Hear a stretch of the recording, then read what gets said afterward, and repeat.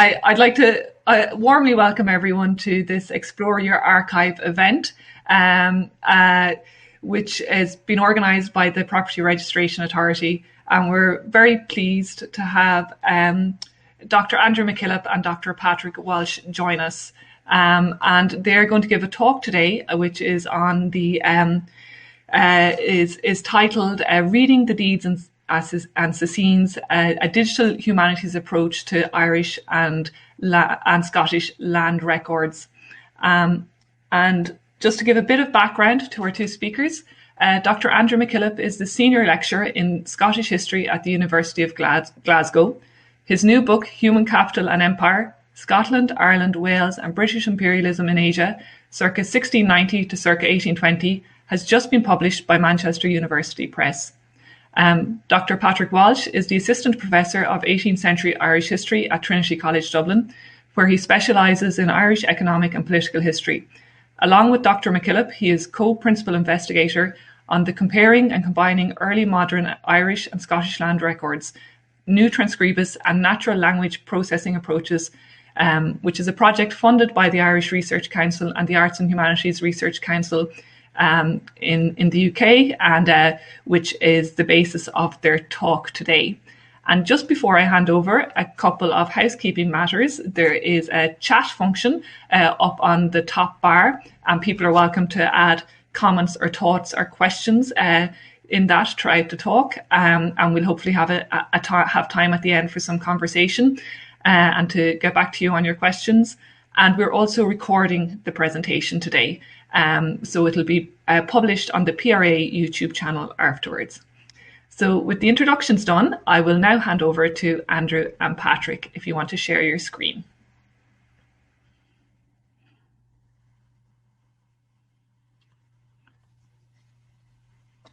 Thank you. Thank you very much to Ellen for that introduction, and thank you to all of you for coming this morning. And it's great to see so many people here and interested in this project at 11 o'clock on a Thursday morning. We're delighted with that. And just as I have a slightly different title on the slide, which I think partly echoes some of our thoughts and the way our thoughts have been progressing.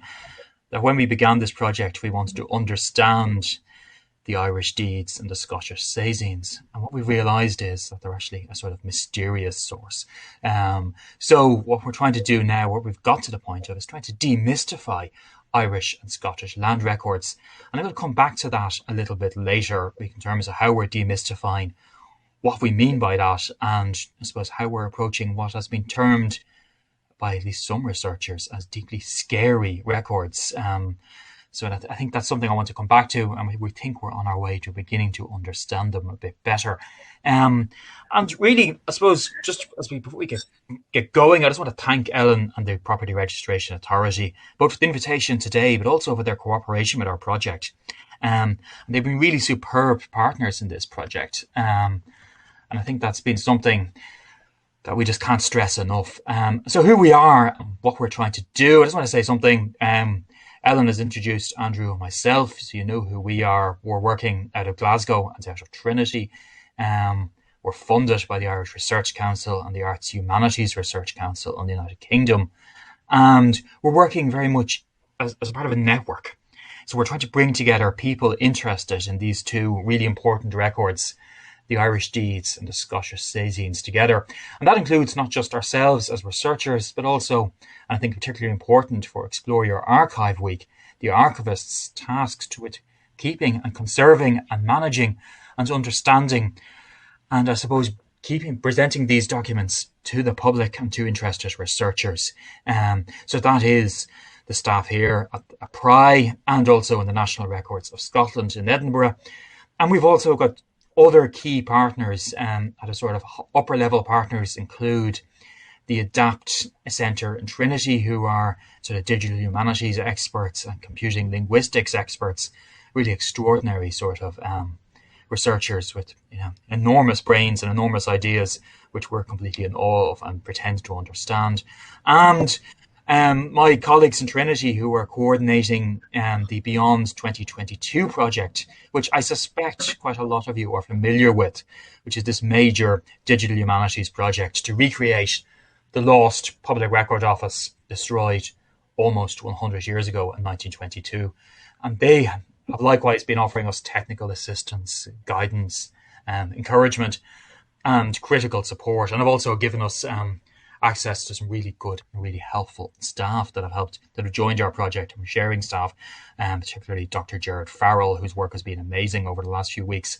So that's kind of who the project is. That's kind of, you can just see there and very clear an image, and you keep that in mind, the clarity of that image, the structure of it. That's deed number 18555 from the Registry of Deeds, entirely random selection, but I think that image would be important. Important just to think of the clarity of that image as we go on. I'm now going to hand over to Andrew, who's just going to say something about what the project is doing and why we're comparing Ireland and Scotland, and then I'll come back in a little bit later. Hello, everyone. Welcome. I hope you can hear me clearly. Let me begin, first of all, by echoing Patrick's thanks to the Public Record Authority and Ellen and our team for asking us to come to speak to you, and indeed for you, as Patrick said, to come along at the back of 11 o'clock on a Thursday to hear this material shows serious commitment. Patrick said that I will come on and cover some of the general stuff, and then he'll come back in. I think, Patrick, that probably means best if you just move the slides for me, and that way you've got your share slides up when we move. So I'll tell you when to just move the slide on. Thanks. So as Patrick said, what we want to try and do is give you a general sense of the broad outlines of the project and why comparing the Irish Register of Deeds and Scottish Sasines through a digital humanities approach can be quite useful. This is a pilot project. Its original start date was such that the end date should have actually arrived by now, but it's been extended through to May next year because of COVID disruption, that omnipresent factor which is delaying everything. And as was outlined by Ellen and reiterated by Patrick, it's really an attempt to work collaboratively between important repositories like the Public Registration Authority and the National Records of Scotland to work with higher education institutions and digital humanities specialists, really to start to unlock the value of these two big land records, the Irish Registry of Deeds and the Scottish Sasines.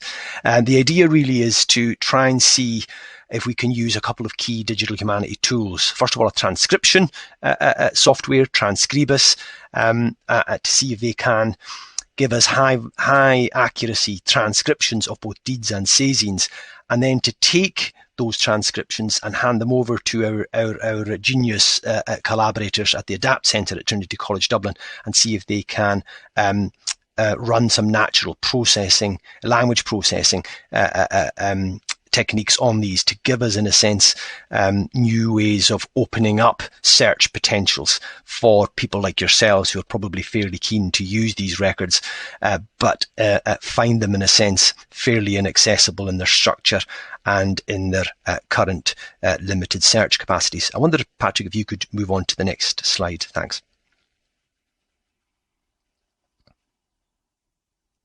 Great, thanks. So I'm probably going to say a couple of things about deeds and Sasines that don't really need much iteration or reiteration, I suspect, to an audience like yourselves. But I think as a starting point, it's worth bearing in mind that certainly the Irish Research Council and the Arts and Humanities Council in the UK were certainly convinced by Patrick and I's pitch that these are amongst almost certainly the best records relating to land and society currently extant in Western Europe.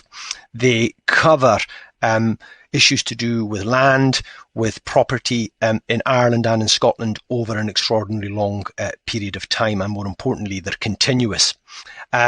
The Register of Deeds, as you will know, is really an archival manifestation of penal legislation enacted by the Irish parliaments through the later 17th and into the early 18th centuries. Really, in a sense, about securing and ensuring a document trace from 1708 onwards that is linking Protestant Ireland clearly and demonstrably to control of land.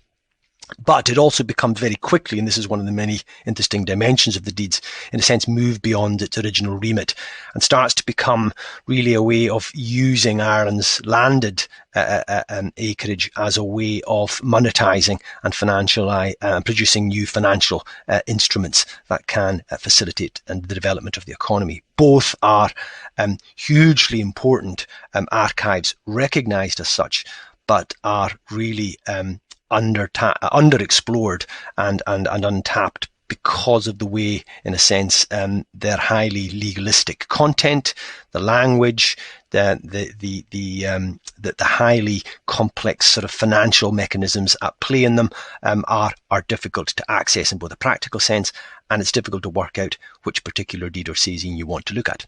Patrick, do you want to move on to the next slide? Thank you. The same, in a immense sense, is true of sazines. If the Irish deeds commenced in 1708, the Scottish sazines begin as a formal body of records in a systematised way from 1617, so they go slightly further back, but we're comparing them from the same period.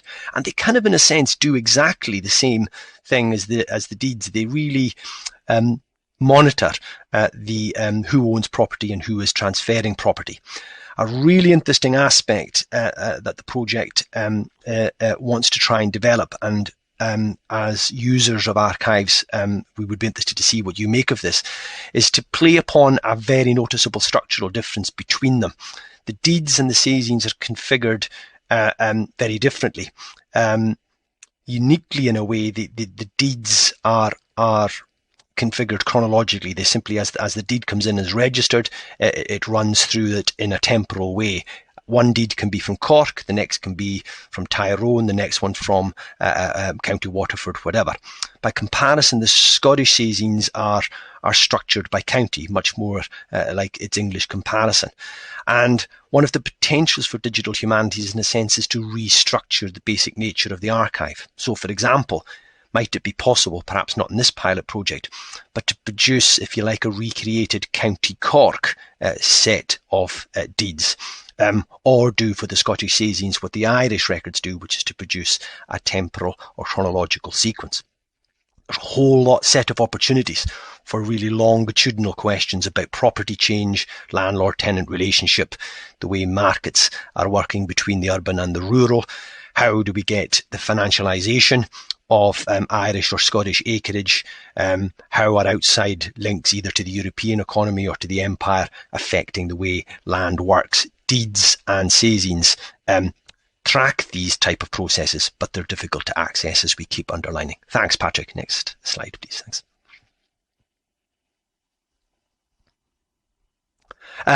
One of the key aims and objectives of working with something with repositories like the Public Registration Authority and the National Records of Scotland is to see what benefits there are in looking at Irish and Scottish comparisons. They're very similar records in their content, if very different in their form and some of their language.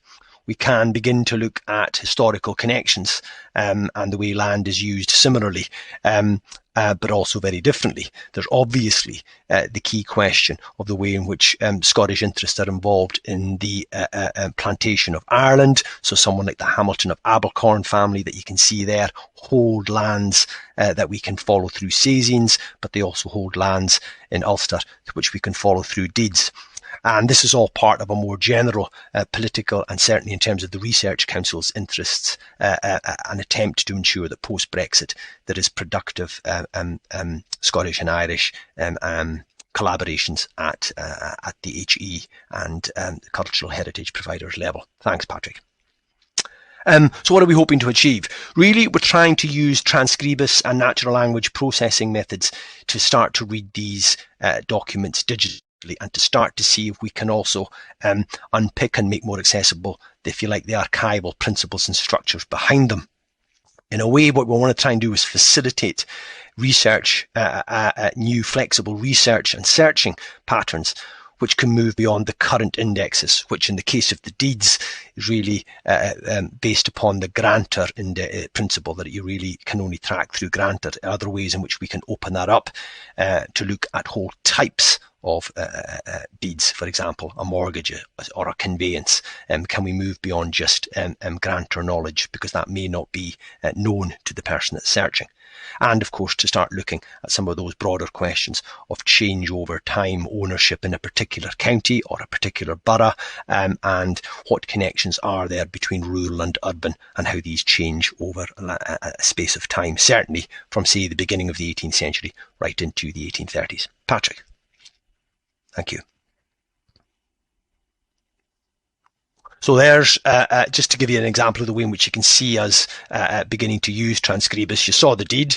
That's what it looks like once it's put into Transcribus, which effectively creates a sort of line-by-line analysis of it, and then we begin to produce the transcription. You then run an automatic, or it will, the software will run automatically, and it will pump out the next type of thing, which you see, which is just the transcription of the deed. Just the next slide, Patrick, will show that. What it produces is just a searchable form of transcription, like so. Next slide, Patrick, thanks.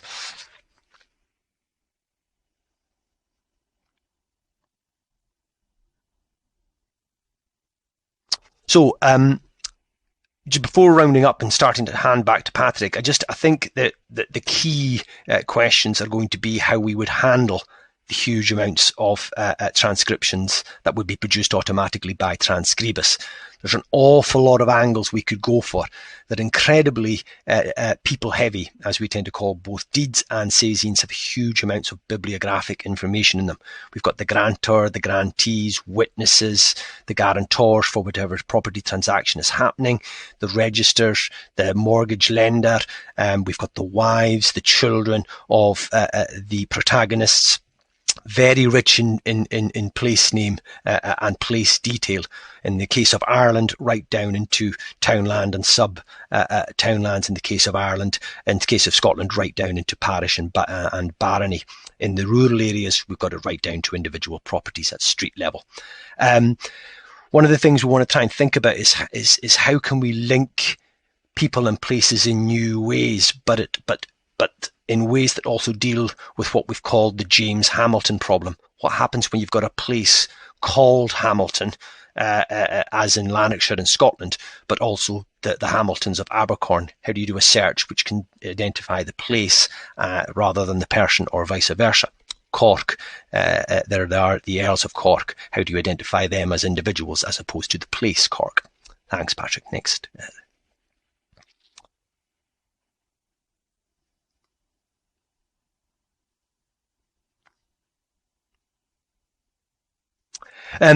Just to wrap up on this, I think the other thing to think about, of course, is that besides giving us much information on people and places, the deeds and the Sasines are both hugely valuable as genealogical resources. I'm only putting up one small Sasine, in this case from Caithness, one of the counties we've been working on, and I'm not going to run through this slide in any detail. But just to give you the indication that one small Sasine in one small Scottish town produces huge amounts of detail on legal agents, the sellers and the purchasers, the adjudicator of the process. It gives you information on the neighbouring fews inside the small borough town of Thurso that you see there, and it gives you the witnesses. So there's a huge amounts, if you like, of genealogical detail, both in Sasines and in deeds. And finding search capacities and new mechanisms that take us beyond basic grantor indexes to this sort of information would be certainly be a medium, longer term objective from a digital humanities approach. Patrick, next slide, thanks. So with all of that sort of context, what I'll do is hand back to Patrick and he'll talk you through where we are at the moment. Thank you very much. Over to you, Patrick, and thanks for doing the slides. Thanks. Thank you all. Just what I want to do is I want to talk a little bit about some of the current challenges and issues and how we're resolving those with both deeds and Sasines. And I think one thing is just to echo, I suppose, is just on the wealth of data point. I think this is worth just stressing that in the first volume of deeds, I've counted up about 1,100 names. So just to give a scale up, that's one volume. There are hundreds of volumes. There is maybe 200 and maybe 250,000 words every 10 years, maybe 5 years. So we're talking vast quantities of data here, and I think that's worth stressing. So in terms of the potential, what one can do, even with a small amount, the sort of insight you get is really quite stunning. And I'll come back to that.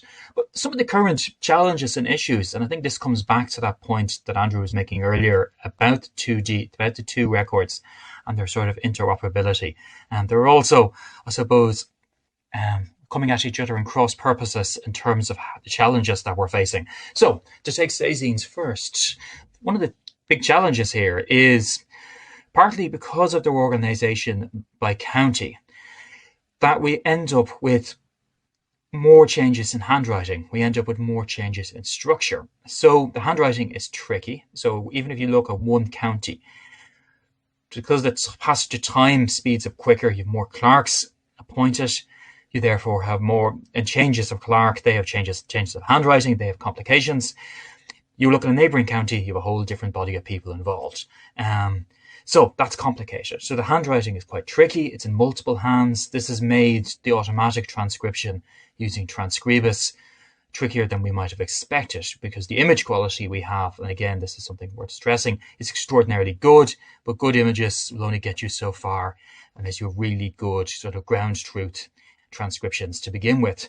Likewise, there's a significant presence of Latin. And the problem with the Latin is it's not just pro forma sort of words like pro forma, but it's actual sort of phrases which are slightly complicated and change, and neither of us are Latin experts.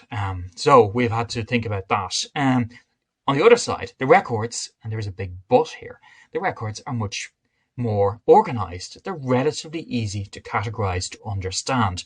They're not especially complex, which makes them easier. Once you've gone past those initial sort of accessibility issues, they're much easier to work with. On the other hand, to contrast, deeds.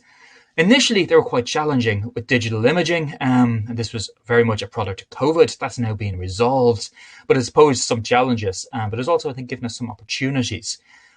Likewise, the handwriting and the structure of the documents, you've seen a few examples as we've gone through.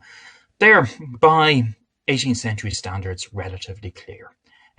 This makes the Transcribus model possible to develop with a high success rate. And here we're greatly indebted to the individuals at the time who created these records in such a way. And I want to just name check my favourite 18th century clerk, a man called Pan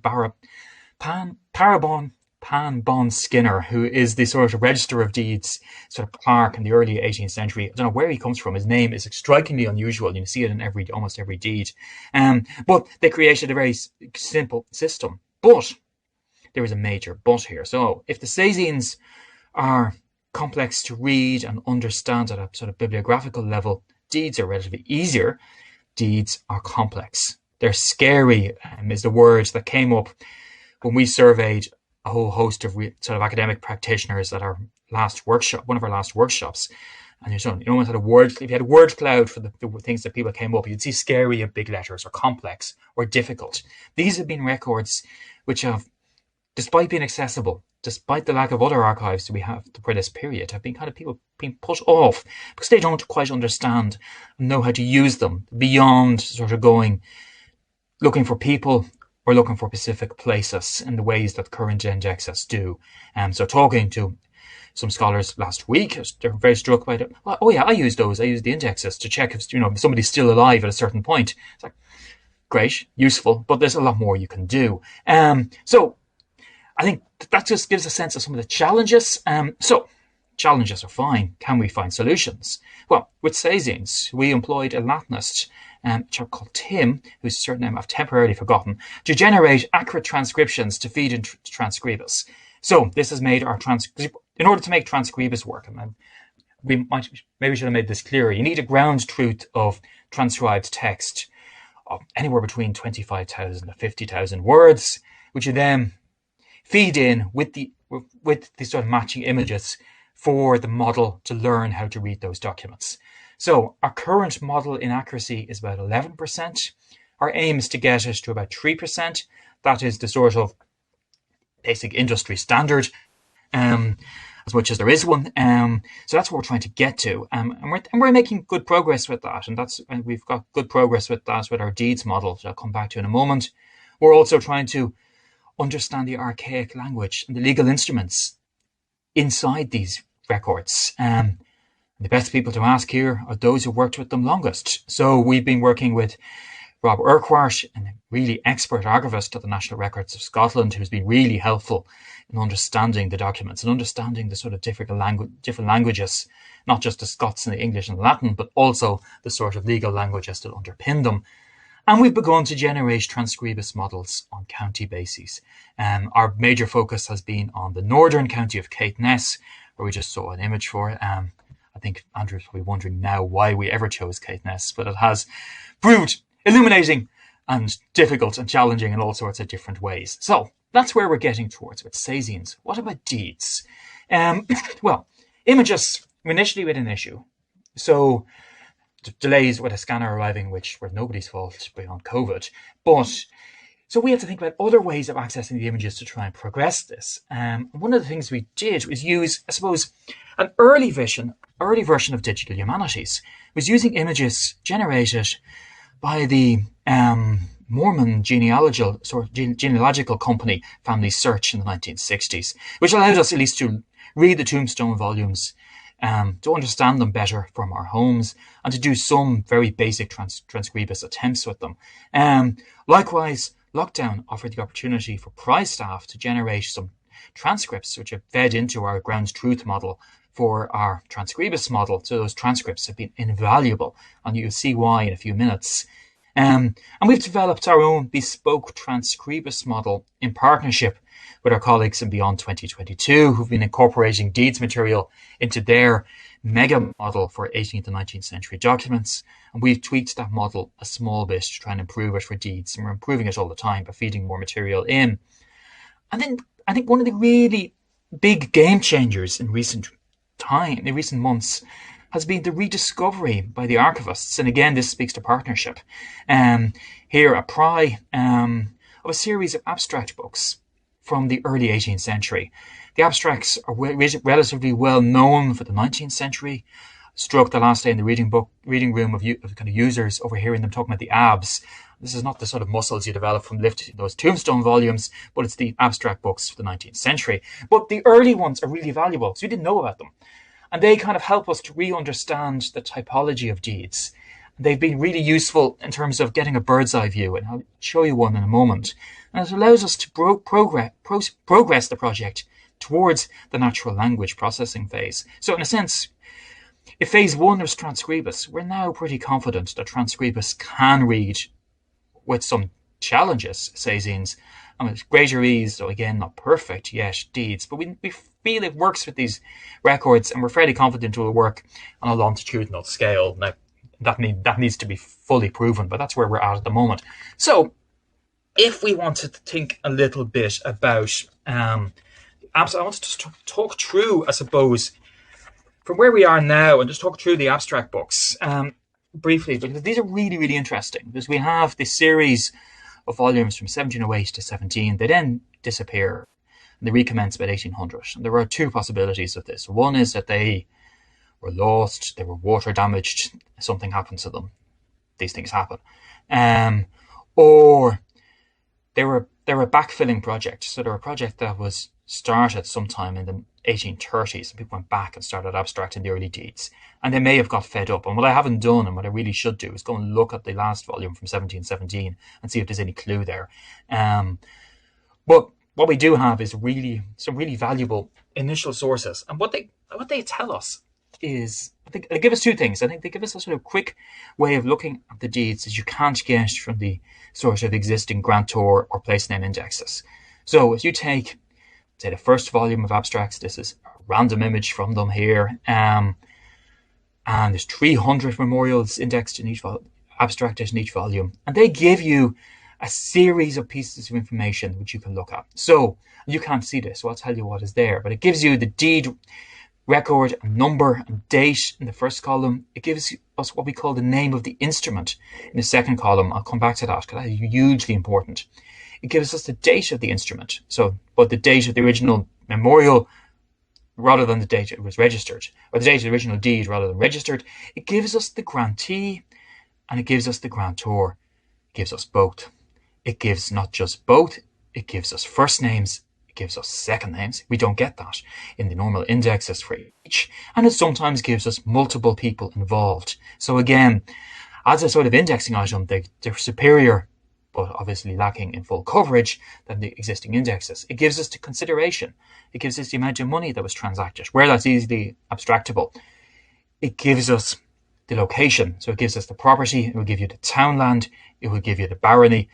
Or if it's a street, it will give you the backside of Andrew Mackillop's house in Glasgow, neighboured by X Hamilton and B Hamilton either side. And it'll give you those details. So it's incredible, in terms of, we'll give you those basic details there. It's really, really useful. And the place data can be used, can be tagged to Transcriptions, connected into the Beyond 2022 model. At least that's our theory. The place name searchability is going to be able to connect with their their knowledge graph, which is an extraordinary sort of technological development. And the final column of the abstract book is probably what's most excited us, because one of the things that we've really struggled with these records is trying to understand, how do you categorize them? How do you understand them beyond the people, beyond the place, beyond the sort of instrument, which is the essential first line header of each document. So I might say a deed, or a memorial of a deed. Great. Or a memorial of a deed of lease and release. Okay, fine. But what's been released? What's been released?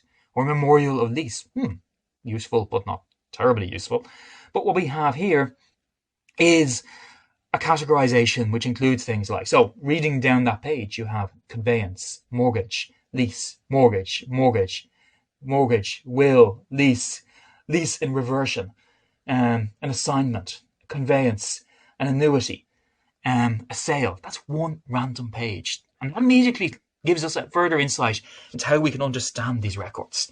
It also allows a bird's eye view. So if I'm sitting in Henrietta Street and I'm looking through one of these abstract books, I can very quickly start spotting things that I cannot spot if I'm reading through the linked tombstone volumes, because they don't jump off the page in the same way. So I can scan those grantor and grantee columns and very quickly say, hang on, that name is reappearing. That name is reappearing. So if you're interested in early financial markets, you'll start spotting Dublin bankers, scriveners, attorneys, people like Jonathan Swift's nemesis and the banker Joseph Damer, a notorious sort of Scrooge of the early 18th century, reappears endlessly.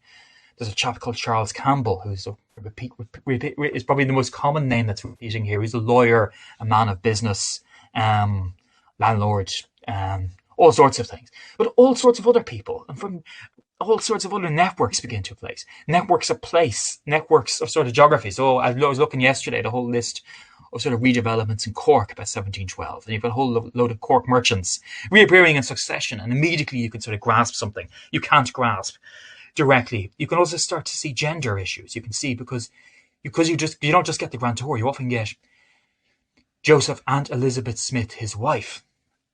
And you get to such and such a widow. So you get widows sorting out their affairs after the husband has died, or a wife who's brought something to a marriage and that property needs to be redistributed, has an assignment on it, has a mortgage on it, and you can begin to understand things that you can't quickly grasp from the tombstones. So this is really quite exciting in terms of thinking about how we can approach these records.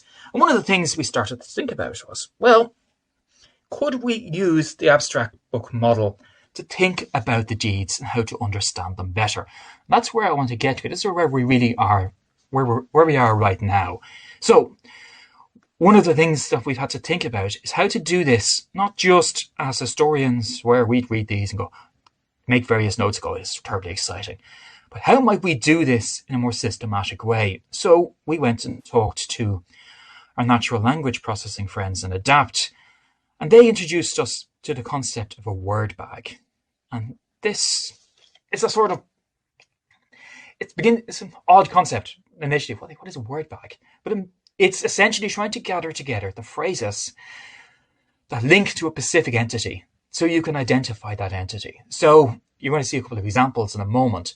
but I can find phrases that will tell us how to identify a specific document as a specific typology, as a specific category. It allows us to begin to think about, so we want to create these word bags, then feed these into a computer program so that they can be searchable, to find them, to extend our search capabilities massively beyond just keyword. What we want to think about is, how can we differentiate between deed and Sasine types? Can we automatically recognize a conveyance, an assignment? What is an assignment? We'll come back to that, God knows. A mortgage, a lease for 3 lives, a lease for 3 lives renewable. How could you break those two down?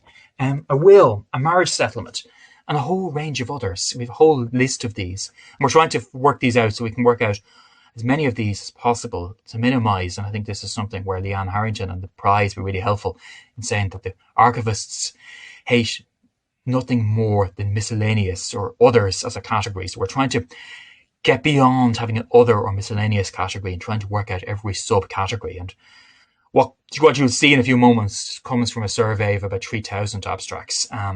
So that gives us a reasonable representative, and we're trying to build that up further and further. And this will allow us to develop complex questions about financialization, about connections between rural estates and empire. If one looks at the footnotes of Andrew's new book, one finds Sasines and deeds from Pry, connecting imperial money from India to Ireland and Scotland in really interesting ways. And also, and you'll see this in my very final slide in a couple of moments, the legacies of an early modern vulture fund. So, word bags, just to give you a couple of examples, to imagine this, I've just put the image of a kind of Scrabble bag here, which helps us to think about these. So one of the initial ones I thought, well, how can we identify conveyances or sales? So this should be easy. There must be a standard terminology. This is why we come back to complex, scary, difficult, demystifying. There is a whole range of different phrases that you can identify with reasonable confidence. A deed that is affecting the sale of property, the transfer of freehold property, fine. But can you identify why it's doing that? What are the sort of key phrases? So amongst those key phrases are things like his heirs and assigns forever, hath granted, remised, probably demised, but remised was turning up in the sort of document, released and confirmed unto, doth give, grant, bargain, sell, release and confirm unto the said person forever. And if you notice the magic word here, if there's a magic word here, it's probably forever. This is a fundamental final transfer. And grant, bargain, sell is a phrase that but you also get more archaic forms. So sell, alien and fief, release and confirm unto. In one of the sort of hundreds of deeds that I've surveyed to create these sort of word bags, I've got the phrase of transfer, delivery and Sasines, so a Scottish legal instrument turning up. It only turns up in one, in County Armagh, and again, I think instructive and points to cultural transfer and so forth, right? So that's a word bag for conveyance of lease and release. If one could use those, I think one could find quite a lot of conveyances. Likewise, we have a mortgage by conveyance, and I managed to break down in terms of mortgages are a major part of the Registry of Deeds, and our colleague, Dr. Brendan Toomey, has been the scholar who's most identified this. This is where you find person-to-person lending. This is where you find financial brokerage and borrowing in 18th century Ireland in a way that we never fully understood until quite recently. And I say that as somebody who's written about early Irish banks, and I had no notion of this. This is where the money actually is. And so much of this lending is on mortgage, so it's hugely important. And you have mortgage by conveyance, where the instrument, and I'll come back to instruments, again, is a deed of release and release, or you have a mortgage by what seems to be called a deed of mortgage, where it's not on freehold property. So how do you identify a mortgage by conveyance? And again, the magic words here are things like condition to be void on payment. The word void is important. The condition or proviso of redemption, so that the property can be redeemed. Money and all interest. So again, you would have full and legal interest. So there's a variety of sort of phrases here. And all of these, I think, are hugely helpful in identifying sort of mortgages. So there are two of, I think I've identified about 28 of these word bags so far that can be created. Some of them are easier. And just to give you an example, just to give you I suppose, further way of thinking about this, and this is where I suppose I'm really at now, is I've been trying to entabulate these and trying to understand them. So in that first column there, you have just a sample of some of the types of deed or typologies of deed that I've identified. The second column sort of breaks these down a little bit further. So we have something like an Articles of Agreement or a Covenant of Agreement. And again, you can see why somebody might want to register that to sort of ensure a sort of legality of agreement. You have assignments where the interest in a lease is transferred, or an interest in a mortgage. You have conveyances upon trusts, the creation of trusts. And trusts are done for all sorts of purposes.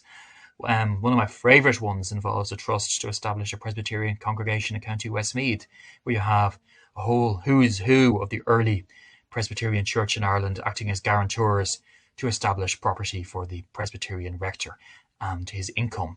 I have another one where there's a school teacher in Blessington who's been paid to administer to the Protestants of the parish under a trust that is established. So again, you have varieties of sorts of things here. So I've identified these types working from the abstracts and from working through the sort of transcripts of deeds to begin to understand the different types of deed.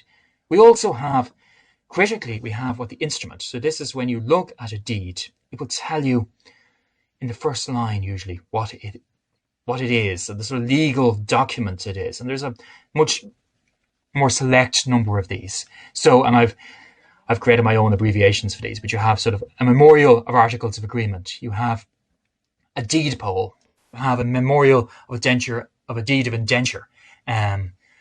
Often quinpartite for 5 parties, tripartite for 3 parties, and so on and so on. You have a memorial of a deed of assignment. You have a memorial of an MDLR, and this is the really important one. This is the one that turns up all the time.